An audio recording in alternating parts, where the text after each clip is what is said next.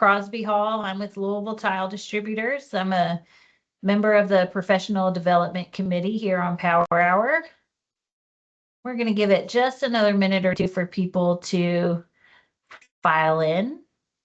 While we do that, we're going to be using the chat during this session with Lori. So why don't you go ahead and let us know where you're from in the chat. We'll get some small talk started. I'm from Louisville, Kentucky with Louisville Tile. That's where I am. Lori's also here in Louisville. I am. Got Dalton, Georgia. That's a hot spot for all these flooring ladies.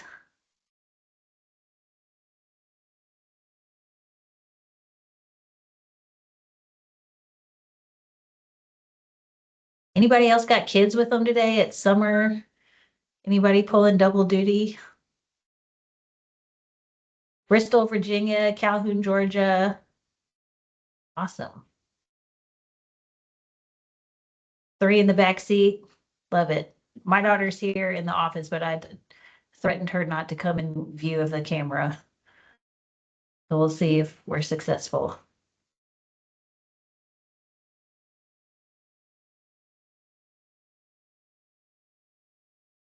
All right, it's 12:03. Maddie, I'll go ahead and get started with the Power Hour slides, if that's cool with you.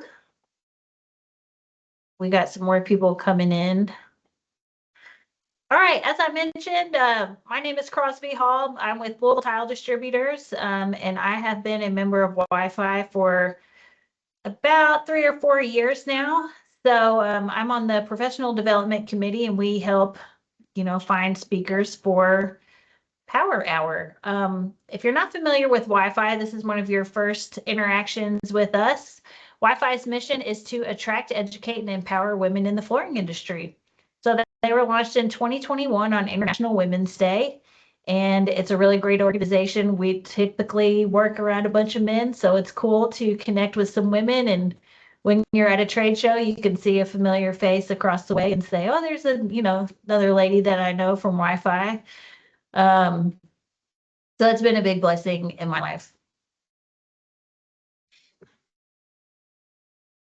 Next slide, please, Maddie. All right, we got the WIFI Board of Directors. We're blessed to have these women serving and leading WIFI and shaping the future of this great organization. We're thankful for them. And then the Professional Development Committee that I spoke about that puts on Power Hour, and also the mentor program that I'll talk about. We want to give a shout out to our corporate donors who help make WIFI, a real thing for us, give us some great resources.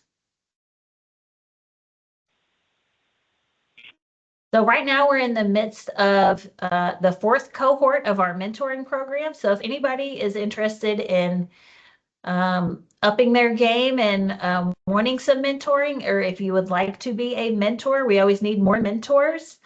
We are in the 4th round of that right now. It's a 6-month commitment, and we will launch the 5th cohort in the fall, so you can apply now. And it is a really cool program. It's a very personalized matching process, so it's been a very special program that we're very proud to offer.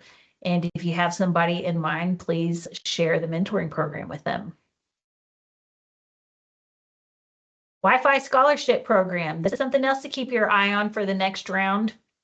It is for post-secondary education. We award $1,000 to $5,000 per year for degrees, certificates, or certifications. And they just announced the winners yesterday. I had 2 ladies at my office that received scholarships, so that was really cool.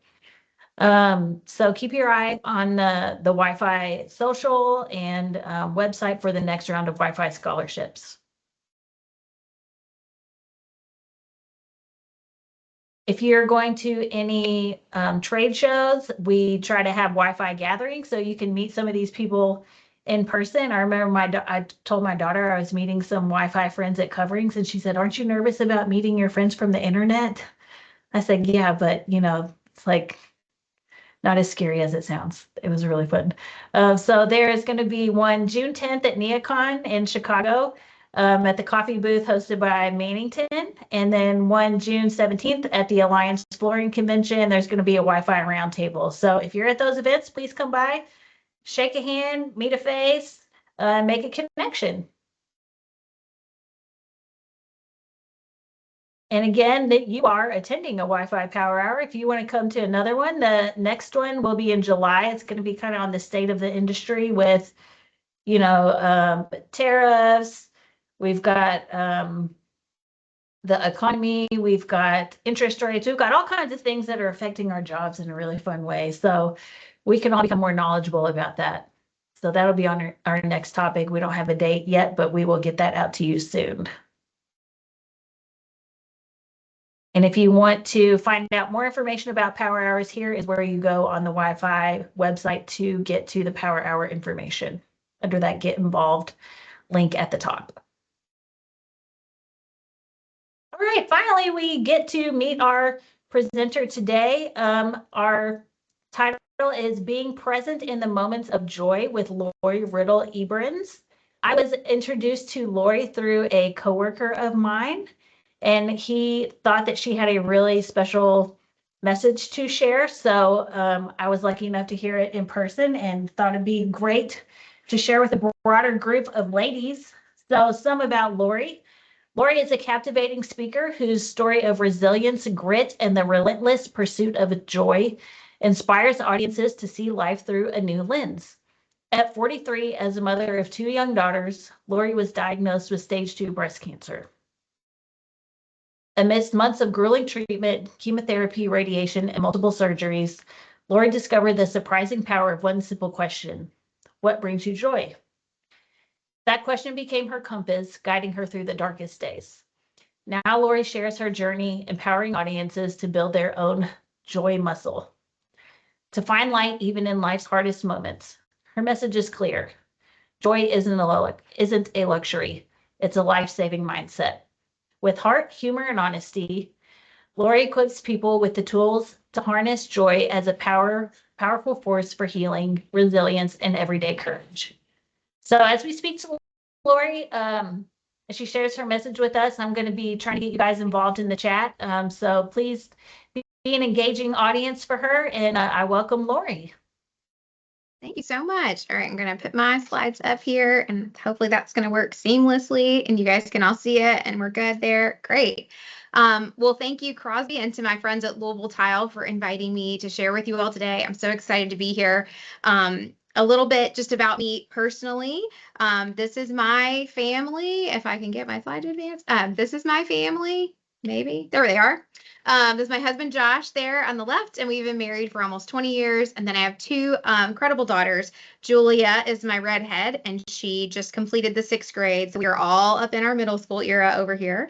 And then Hannah is 8, and she just finished 2nd grade.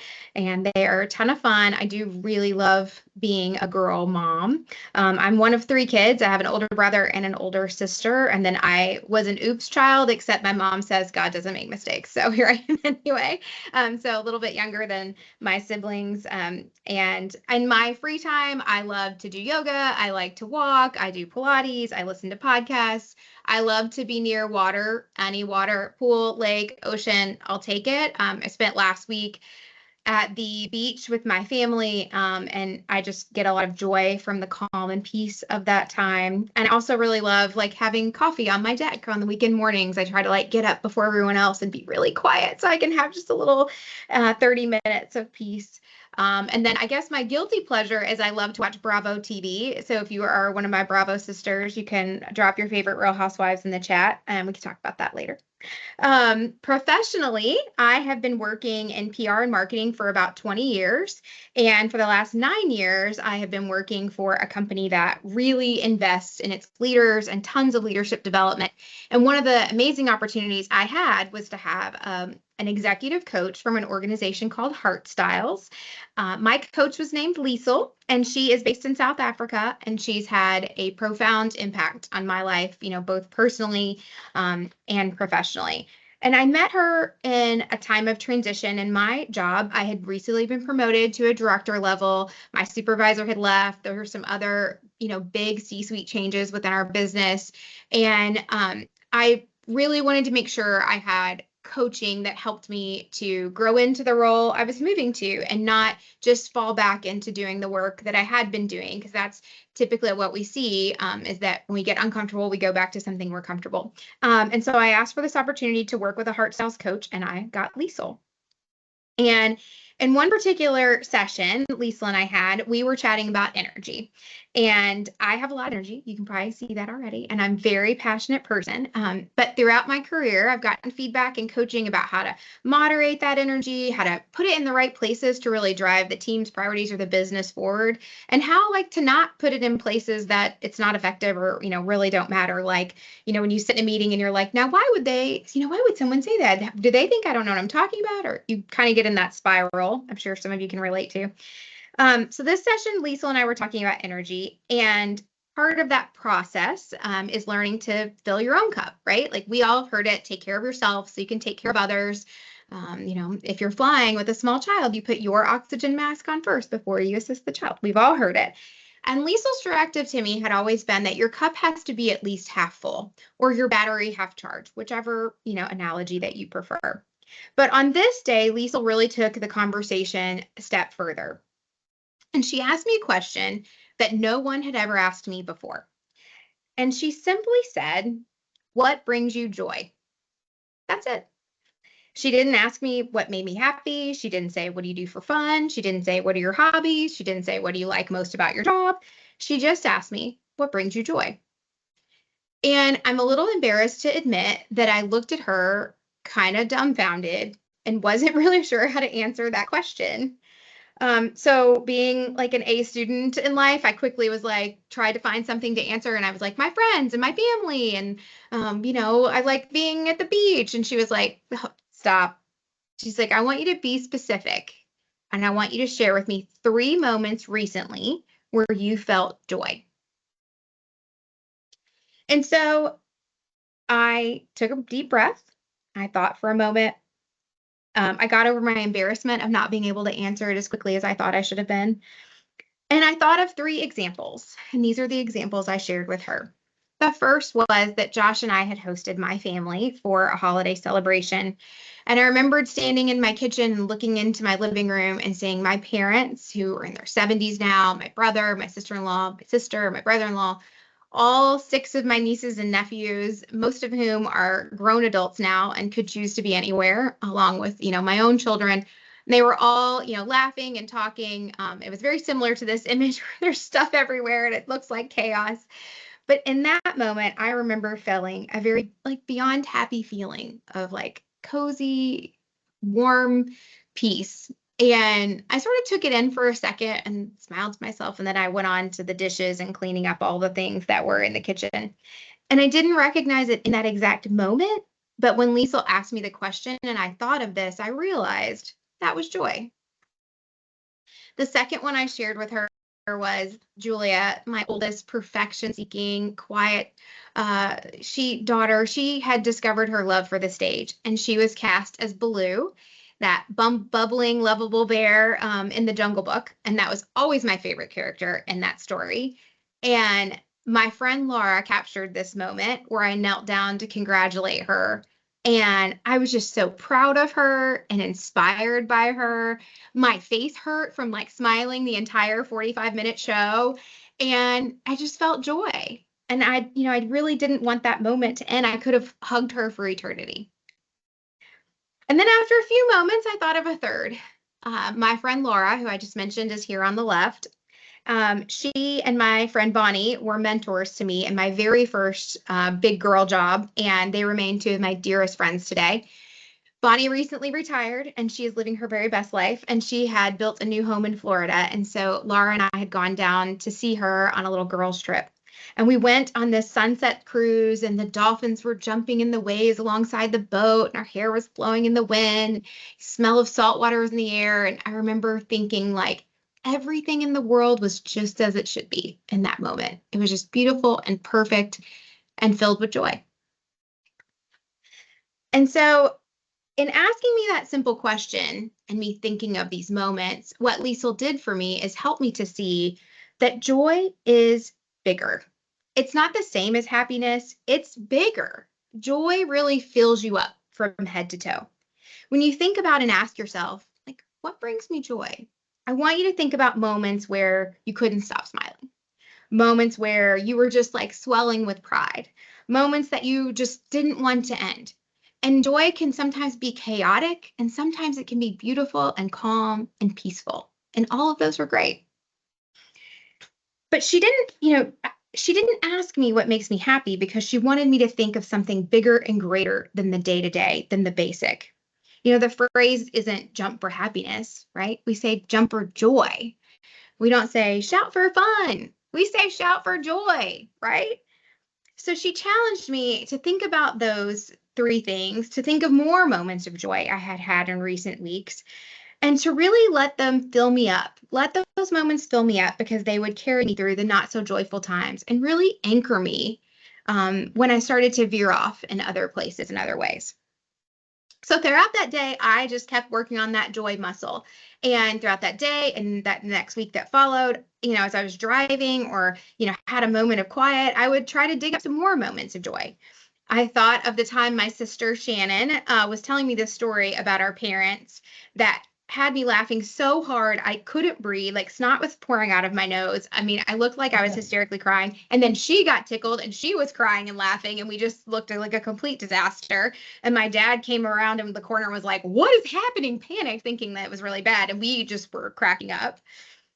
There was a mother-daughter silent disco at my girls' school, and I got to dance with them to Taylor Swift and Britney Spears, and like we were truly dancing like no one is watching, although I'm sure there's an iPhone video I'm embarrassed about somewhere. And then I thought about going to see the live mermaid show at Weeki Wachee State Park in Florida on spring break with my girls and my sister. So this show's been going on since 1947. It's, in my opinion, a wonder of the world. And if you've not seen it, you should. And it is something I will never forget as long as I live. And there were so many moments of it where we were laughing and just, really experiencing a lot of joy. That whole day was filled with joy. So I started paying attention to these moments more and seeing, what was at the core of them? What were the common threads? How did they knit together? And honestly, and the more I would think of them, the more moments I'd identify, the more moments of joy I wanted, the more I wanted to collect, the more I wanted to see it, the more I wanted to recognize it. And I would ask myself that question regularly, like, okay, what are some things that brought me joy recently? What are things that bring me joy? And I just collected all these little joy moments in my cup and I let them really fill me up. But what I didn't know at that time was just how much I was going to need them and just how much this tool was going to come to play in my life. So it was just a few months after Liesl asked me for the very first time, what brings you joy, that I was diagnosed with breast cancer.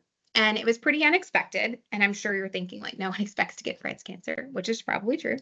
But I was 43. I had no family history of breast cancer. I had no genetic predisposition to breast cancer. I had always had my regular mammograms and screenings, and everything had always been great. One afternoon, after working in the yard, I felt what I thought was a bruise on my right breast. And after a couple days of it not looking like a bruise, but still feeling like a bruise, I decided to just, follow my doctor as a precaution. She did her exam and felt pretty confident it wasn't anything, and I had just had my regular screening mammogram a few months before. But being an amazing physician she was like, well, let's just do another mammogram and do an ultrasound. Let's just check it out to be sure. So we did that. I had another mammogram and then I had 2 ultrasounds actually, and they showed nothing. There was a small bit of scar tissue in that area, which we believe to be from an previous surgery years before. But the doctor was like, the fact that you can tell me it feels different and you can show me exactly where it feels different, I'd like to just do the biopsy to be certain. And she said to me, and I will never forget it, she looked right at me and said, I fully expect this to come back fine. I just want to be sure. And I was like, fully on board, no big deal. So we did the biopsy, and a couple of days later, we celebrated Julia's 10th birthday. And this is her at 10, and she hates these pictures with her braces on, so don't tell her I showed them to you. But for their birthdays, we usually take the day off and we let them pick a few things they want to do to celebrate. And Julia had chosen dry bar, mani-pedis, lunch at Blaze Pizza. I had decided that this tween mom situation was not so bad after all. We had blasted Taylor Swift in the car in between stops and we're singing at the top of our lungs. And just seeing her joy that day as she experienced each of those, little special requests, it really filled me with joy. And it was the very next day, August 10th, 2023, when I got a call from the Norton Cancer Center here in Louisville that I had breast cancer. I was home alone with the girls at the time. So I did what any respectable mother would do, and I locked myself in the closet. And I stood there and I looked at my handbags and my shoes and my laundry that I had just folded that needed to be put away. And I sobbed.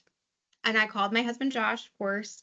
And then I called my sister, who in her true fashion found a way to make me laugh even in that moment, because in response to me saying I have breast cancer, she said, "How the hell did that happen?" And it was exactly like that. And I think my response went something like, "I don't know." But I laughed through it. And after about 20 minutes, I started to think, oh, I'd better get out of here. Like the girls are going to come looking for me. So I snuck out of the closet. I splashed some water on my face, pulled myself together, and went on about our day. I had taken the day off, and we had some errands to run to get ready for back to school. And the joy from the day before was really at the forefront of my memory, and I wanted more of that, and I needed it on that day in particular. But I had a appointment with a surgeon for the following week. And, at that point, we had way more questions than answers. So, we would tackle telling them another day. And at first, it seemed really straightforward. We caught it early. It was slow growing. It could be removed in surgery. And then I would do radiation and some medication to prevent recurrence. I met with an oncologist and a surgeon all on the same day. I had this amazing female surgeon who I adore. And, I left those appointments like worried, but I had a little checklist. And if you know anything about type A people, or even maybe moms in general, like a good checklist, we were ready to go. And that was me. I was like, got my list. We're going to check this off. We're going to knock it out. So a couple weeks later, I had the first surgery to remove the cancer and to do a biopsy of my lymph nodes to make sure the cancer had not spread. The surgery was fine. It was pretty simple. I think I was at a basketball game or something the next day. But we had to wait several days for the pathology, and that was a long, hard wait. And so a few days after, the surgeon called. I think it was about a week later, and I was in the car with Hannah at the time, my daughter, and she was 6 then. And so I was like, the doctor's, hold on, the doctor's calling. Like, give me a second.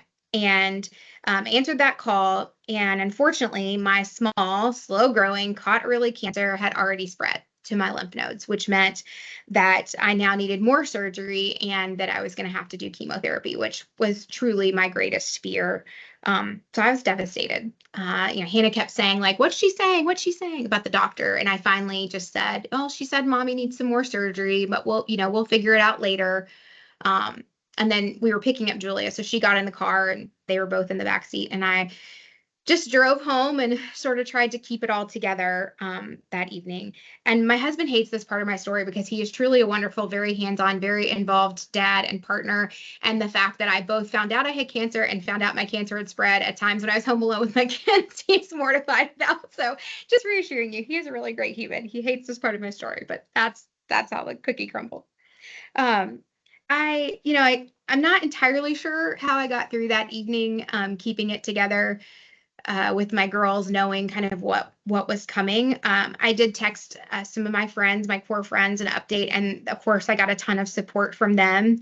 Once the girls were in bed, I snuck out to my favorite spot on the deck where I like to drink my coffee on nice mornings, and I just sat there and cried. And my friend Jen King was the first person in my life to ever say to me, "It's okay to not be okay." So I'm saying it to you. It's okay sometimes to not be okay. And that evening, I sat on my deck and I was candidly not okay. But after a little while, I did, what I like to call put my big girl pants on. And I just, got up, went back in the house and got on with my evening. And when Josh came home that night, we chatted about the update, and he looked right at me and he said, like, it's going to be okay. We're going to get through this. And my husband is the most kind, considerate, like safe, stable, just really reassuring person. And I agreed with him in that moment, and I knew he was right. But I responded that I have to go through it, that I had to find the courage. I had to find, the energy. I had to find the resilience, the grit, the determination to get up every day and fight. And I don't want to discount the tremendous role that support can play in your lives when you're going through something difficult. We need that too. But we also have to get up. We have to get up every day and put those boxing gloves on and show up for the fight, whatever the fight may be. And in the end, I had 3 surgeries, 8 rounds of chemo, 30 rounds of radiation. And going into it, I knew that this journey was going to be a series of wins and losses. I lost my hair, I lost my eyebrows, I lost my eyelashes, I even lost my nose hair, which, by the way, serves in a very important role that I did not know until I didn't have them. I battled exhaustion and nausea. My taste was completely screwed up for a period of time. I had joint pain and stiffness.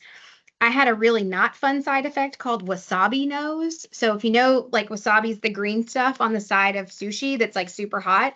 So this side effect is it actually feels like someone shoved wasabi up into your sinus cavity, like it's on fire. And it happened 4 times during infusion of a certain medication. So that's about as not fun as it sounds. I lost a lot of weekends where, all I could do was go from the bed to the couch, from the couch to the bed. I watched a lot of Bravo, and I watched a lot of HGTV, and I still have a long list of home renovations I'm working through, some of which include flooring. So maybe we can talk about that sometime. But I, really was focused on losing as little as possible. I knew there would be wins and losses. I wanted to lose as little as possible. And thanks to Joy and thanks to my support system, I kept that commitment to myself. I continued working. I made it to basketball games, play performances, a true type A. I made my chemo schedule out so that it would not affect holidays and, big family moments that were coming up that fall and winter. And I just come from a long line of hard-headed women. And so I was quite determined to show cancer the door, both boldly and bravely. But it was hard. And it took a lot of grit and determination and resilience over those many months to get through it. But for me, the fuel for all of that was joy and this simple question of what brings you joy. So because Lisa had asked me that question and I identified these moments, I started to think about what knitted them together. And one of the things I identified was that I find a lot of joy in spending time with people I love. And it almost doesn't matter like what we're doing. It can be something like lame, like, reorganizing a closet or something that seems like work, but doing it with someone I love and care about would sometimes lead to a lot of joy in those moments. So during chemo, I had a rotating cast of characters that accompanied me. This is my friend Amy on the left. My nurse Shelby always would come in and like open the door and be like, "Who's here this week?" Like she was always really excited to meet someone new that was a part of my life. But Amy and I have been friends since I was 14. And so she went with me a couple of times. And I got to spend 5 hours with my best friend, like laughing and talking and reminiscing and maybe a little bit of gossiping here and there. And while it sucked to be in chemo, there was real joy in those moments. My friend Darren from college came with me, and he wanted to make sure that he was well documented for getting the award for best snacks. So you can see he had to have a picture of all the snacks he brought to send to his mom to show he's taking very good care of me. On more than one occasion, my husband went with me. And, when you have 2 demanding careers and, lives, like having 5 hours of uninterrupted time with your husband to watch a movie or talk or catch up was pretty special, actually. So there were a lot of real joy moments in those treatment rooms. And I was so grateful. I knew, hey, this is something that brings me joy. And how do I incorporate it? It made me dread those days a lot less. On January 11th of 2024, I rang the bell after completing my chemo treatments. And on April 10th, 2024, I rang the bell again after I completed my final round of radiation. We want to talk about moments of joy. These 2 right here. I remain in prevention mode. I take medication every day. I have an injection once a month. I do screenings every 6 months. And I recently celebrated 1 year of being cancer-free with a really special dinner with my family where we all wore pink and went out. And it was really wonderful. So while my cancer journey has ended, my joy journey has not. It keeps on going. I keep on chasing it. And I often see this trending concept on TikTok and Instagram called glimmers. So glimmers the opposite of triggers. So triggers bring up memories of trauma, and glimmers are like little reminders or little moments of happiness. And I think glimmers are great, and I think we should look for glimmers in our days all day long. But if you're only looking for glimmers, you're limiting your potential.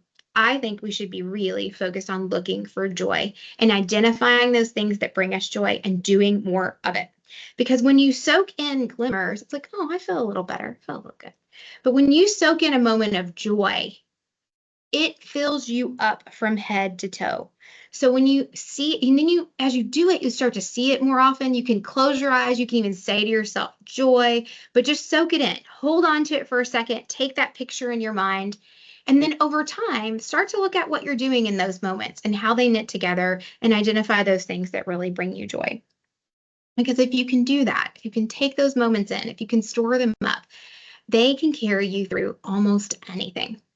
Because let's face it, life is going to throw us some curveballs, whether it's cancer, another illness, stress at home, stress at work, taking care of an aging parent, trying to figure out the next step of your career, whatever it may be. When life throws those curveballs, if you have your cup filled up with joy, you know how to find it in life, in good times and in bad times. It will fuel the grit you need. It will fuel your resilience. It will fuel your determination to help you get to the other side. It will keep you moving on those toughest days during difficult moments. For me, when I was sick, sometimes having a tough day, I would try to think of what are some moments recently that brought me joy. And if I couldn't think of anything in recent days, I'd go back to those three that I shared with Liesel on the very first day she asked me that question. And I just want you to have that same tool. So this is my collection of more recent moments of joy, and I update this all the time. And the one on the far right middle there is just from last week. It was my favorite photo from the beach, which is my family's very failed attempt at a family selfie. And that was the best shot we could get all together, and I loved it. So my life wasn't always perfect or easy before cancer, but because of Liesel's question and because of joy, I was readier when my big challenge came, and I want you to be too. So I'm going to leave you with a few things today. The first one is to be vigilant about your health. As women, we often put ourselves on the back burner. If there is a screening that you are supposed to have had that you have not gotten scheduled, I want you to hang up from this call today and call your doctor and schedule it. Do not put yourself last. You need to put your health first. If something doesn't seem right or feel right, have it checked out. Ask the questions. Not in 100 years would I've ever thought that I had breast cancer that day I went to the doctor, but I'm so grateful that I didn't delay it. I took action immediately and went to have it checked because I do think it made my outcome much different. The second one is I want you to walk away and ask yourself today, what brings me joy? Just take a few minutes and pause. We're going to drop in the chat a little one page that you can print out that says joy. And then you can, ask yourself the question and write in there, write in the J, write in the O, write in the Y, write in there what brings you joy. 3 examples. Don't write friends, family, coffee. I want you to, in the J, the O, and the Y, write a specific example of a time you felt joy. And then put it on your bulletin board as a little reminder of, this is something that brings me joy. I need to do more of that. Or this is an activity, or this, being around others. Whatever the common thread is, do more of that. I promise you won't regret it. And when the darkness comes and you face those challenges and your cup's overflowing with joy, it will really carry you through. So go out today, ask yourself, ask a friend, a spouse, a colleague, your neighbor, ask them, what brings you joy? It took 43 years for someone in my life to ever ask me that question. And I hope that you take it forward today and ask someone else. And I want to say thank you so much for allowing me to share with you this amazing group of women that you have around you to, kind of go through and face the different opportunities and challenges you do in your industry is golden. And I always say everyone should have their own board of directors, and you're creating that networking here. And so keep up the good work with that. And thank you. Lori, that was amazing. Allison, you actually put some moments that bring you joy in the chat. Would you mind reading them? Yeah, absolutely. I completely validate everything that you've shared today. I'm in the same boat. We don't have the same path, but I'm having surgery in 16 days and similar stuff. It's just amazing. And I really appreciate what you shared. Yeah, so, I've been working on this for several years. I really love everything you shared because I've also been doing this. I have a patio that I finished in 2021 on my house, and I was really going through it. That was when I had my breast surgery, was 2021, and all the things. I know exactly the feelings that oh my God, it was awful. But I hadn't had joy in a long time. But I remember sitting outside, the patio was done, the awning was in place. I had built this space around me that was supposed to be my Zen garden and serene place. It was going to be the place I could have coffee and joy and all these things. And I just felt it, that glimmer, that just tidbit. So that was one.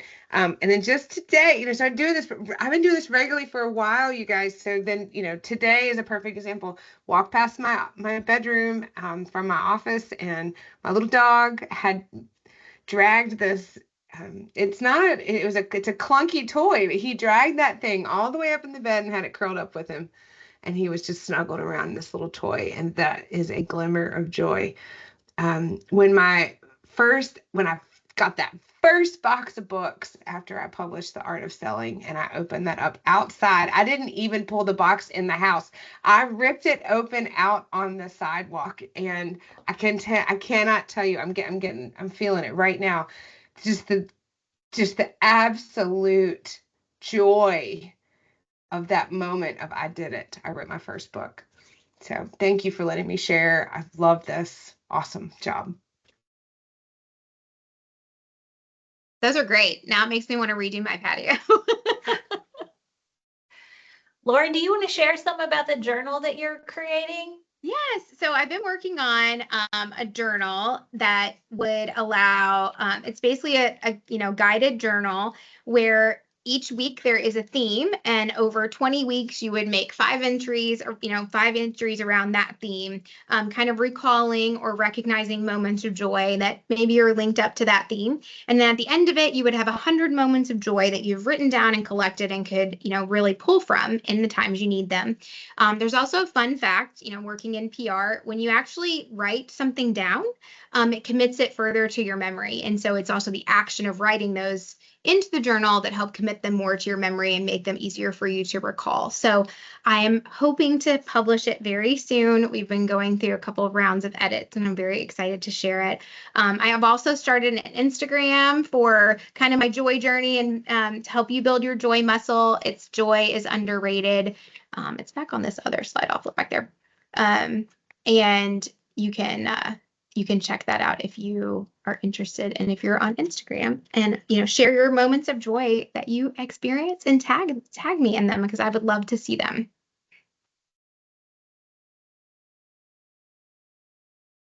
Anybody else have some moments of joy they're willing to share with us, or something that you're going to do more of to try and catch those glimmers that Lori spoke about? I think for me, it's like trying to be more present, so I'm aware of when those glimmers happen. So not like, being on my phone as much, or, just when those small little moments do happen, just kind of closing your eyes and soaking it in and really remembering what that feels like, so you can kind of lock it in. Yeah. It's so simple. You'll start to see it in so many places you don't expect. I took my girls for a walk one day in the summer last year. I was getting ready to leave town on a Sunday, and so I wanted to spend a little time with them. And they were running through the sprinklers that were like sprinkling, watering people's yards along the way. And I just turned around and stopped and watched them as they were running through these sprinklers, just squealing. And, kids they experience joy so easily because they probably don't have all the anxieties we do as adults. And like in that moment, I just stood there and thought, joy. Like they're experiencing joy. I'm experiencing joy in watching them. So it can be in the most everyday, mundane things. Allison, did you have something you wanted to share? I keep hitting that wrong button, but yes, I really do. So in one of my groups, I do some group therapy stuff, and about a year ago, I started with two other ladies, a group text that we text each other. It started out as 3 gratitude, something that we're grateful for every day. And this is ping ponging off Crosby's talk about being present. that is a tool that has helped me get on your bandwagon, Lori, because I find that even on the days that I feel the worst, even on the days that I do not want, there's just nothing great happening. If I can just identify 3 things to be grateful for, it helps to pull me out of the negative attitudes. And I feel like it's the journey to glimmers. So thank you for sharing. And anyway, a year, and we do it every day, and it helps so much. So if anybody wants to be on a team, just let me know. I'm available. I love that, Allison. So Whitney said, I keep a picture that was a moment of joy for me and my family. It always helps ground me if I'm having a tough day or moment. Just a quick glance, and I always feel better. I love to look at pictures too. Sometimes I'll just take a moment. I mean, I talk about not being on my phone, but sometimes getting lost in my phone in pictures, like it does bring joy. Reminds us why we're doing things that are hard sometimes. That's so true. That's so Yeah. true. Well, Lori, I really appreciate you sharing your story and being vulnerable with us today, and teaching us a skill that will make us more resilient. And I hope we all carry this with us forward. And, I know that I learned something, and I'm grateful for you sharing your time with us today. Thank you. Thanks for having me. It's wonderful to meet all of you, and I hope you will stay in touch. And my daughter wanted to make an appearance, so she finally made it on screen. So everybody have a great day, and we'll see you. We got some more slides here. If you could scan the QR code, please give us your feedback on this Power Hour. Just take a moment, and it'll help us, curate some more content going forward. Really scream. We have Friends of Wi-Fi. It's a donor society that will help Wi-Fi continue. So individual contribution is $15 a month, or corporate recognition levels start at $1,500 a year. You can scan the QR code there for more information. Wi-Fi is a nonprofit. And then follow us on social media. There's some more info about, our in-person events, scholarships, mentoring, and power hours, and all the great ways that Wi-Fi can enhance your professional life and connect you with other awesome women in flooring. I think that's all we got for today. So thank you, everybody. Hope you have a great day. And thanks again to Lori for sharing her story with us. Have a great week, you guys. Bye. Thank you.